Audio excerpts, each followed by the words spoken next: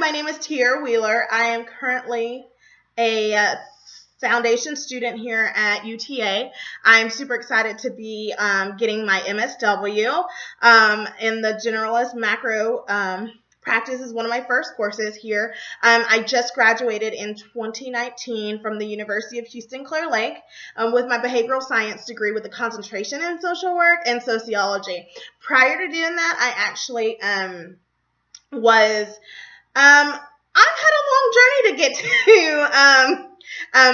where I'm at here in social work. I started out originally when I first graduated and went straight off to college. I stayed a year here at a junior college, and then I went over to a private school for about 3 years with the intentions of wanting to teach. And then I realized that teaching, after lots of money, lots of time and money, and realizing that teaching was more than just in the classroom, and I definitely did not want to teach a test, and just some other barriers that had come into play at that time. I kind of still worked in my field. Throughout that time, I worked I've seen the good, the bad, and the ugly, and the extraordinary in child care centers. So I worked as a preschool teacher, as an assistant, as an actual teacher, and assistant director. And then I decided I wanted to go get my credential to run a daycare. However, I did not do that. I decided that's not the route I wanted to go. I still found myself somehow in the educational realm. So I did some subbing for a little bit. And then while I was subbing, I applied for a position as a paraprofessional. While I was in high school, I learned sign language, and I didn't speak for about 2 years because I was signing, because I just wanted to immerse myself in the culture. And so I did so, and 10 years later, I found myself as a communication facilitator in the school. And so I enjoyed that. I loved it. And then I pursued my degree. I continued to pursue my degree. I found that, hey, social work is where I needed to be. I always found myself some way, shape, or form in my first go around in school to high school, junior high, and things like that, giving wisdom and giving wisdom and advice, and people always came to me with their problems, and I always found myself doing some type of therapy. And it was at one point I had stated that I was going to get my degree in school counseling, and I wanted to be a school counselor, and then I was like, no, and then so it's been a long journey. But I have to say, how did I get to social work? Well,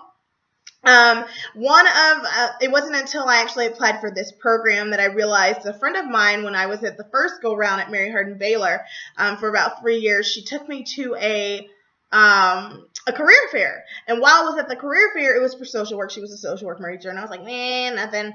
And then I walked in, and there's all these possibilities, and I didn't think about it until like recently, and I was like, man, maybe that was how I got here.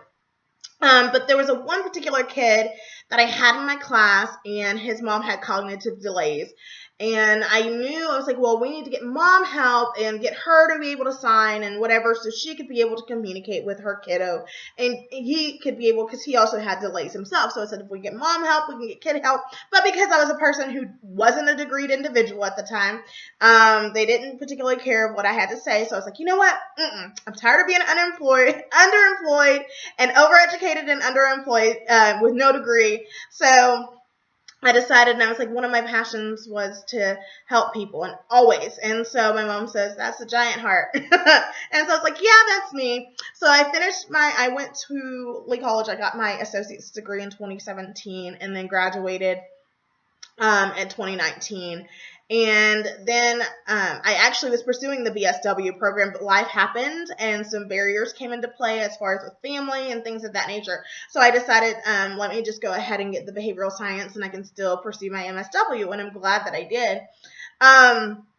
So currently, along the way, I also got to do something while I was getting my undergrad, was work in a homeless shelter. I loved that population, and I still do love that population.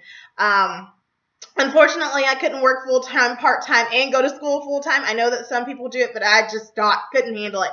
And I wanted to be able to dedicate my time to the folks that were in the shelter that I worked at, and I absolutely loved it. So I found myself in the career field of social work, and well, in more ways than one. And then now I currently work as a case coordinator at a residential treatment facility for some emotionally disturbed individuals. Maybe that's not the right term. They are emotionally, um, they are some of the toughest cases in the country, actually. Um, However, but I love what I do. I get to communicate with my kids, and I'm the glue holder when it comes to communication, and I love it. My career interests for social work, one of the things that I haven't mentioned yet is while I was doing all that and working, I knew about 2010, actually before that, about 2009, about the issue of human trafficking. And I knew I needed to do something, and that's also what pushed me to go and get my degree, is seeing the need for beds in America, and then also having a dream to open my own home for girls. And then my passion for seeing women or survivors, girls and boys of human trafficking, see freedom in their lives. It is a long journey, and so I got to volunteer and with an organization that I loved. I was on staff, but I was not paid, but I loved it, so it was worth it.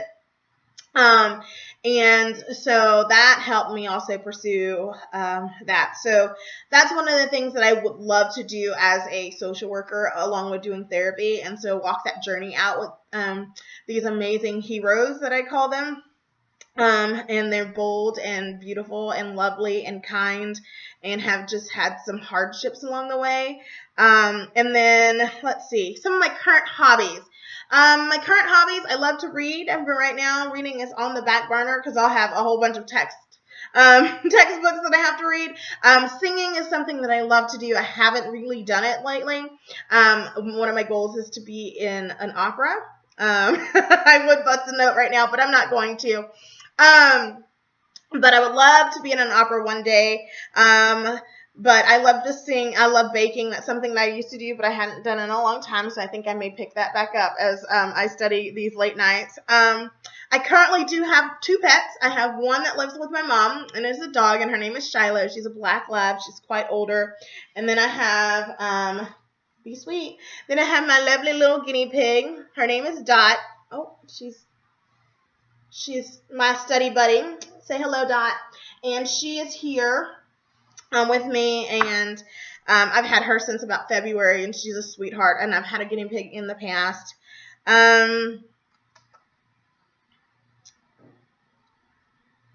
So I think I kind of talked about what brings me to the field a little bit.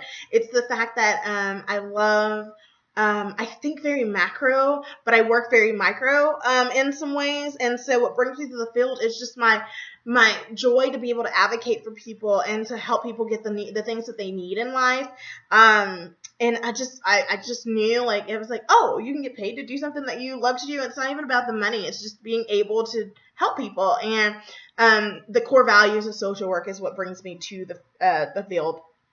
I do, like I said, I would love to work with the homeless population. I would love to work with trafficking victims, survivors of trafficking, girls, and things of that nature. Let's see, what have I learned about the pandemic, myself in the pandemic? I've learned that I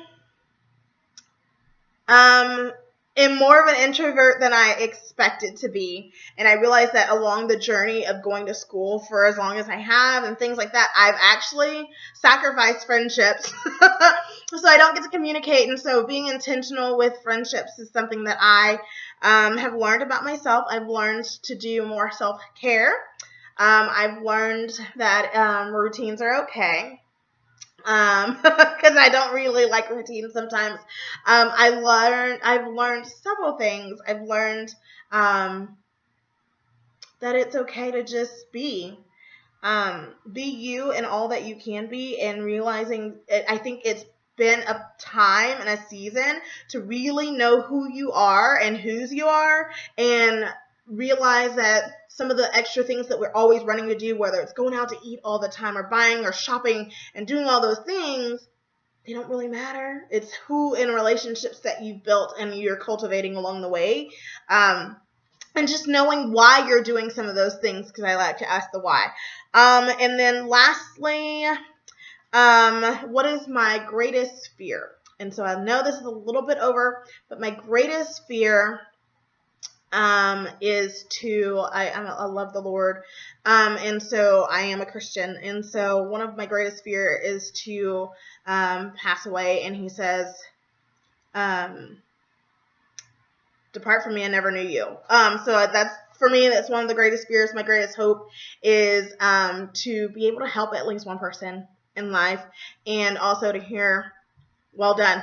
Well done, my good and faithful servant. So that's just me, and so I look forward to meeting everybody, and I hope you have a great day. Oh, one of my other hobbies, now that I'm like 40 seconds over, one of my hobbies is to sell paparazzi jewelry. So if you like jewelry, let me know. It's $5 jewelry. I love business, and so I'm a business person. So that's that. Have a great day. Bye. Nice to meet you.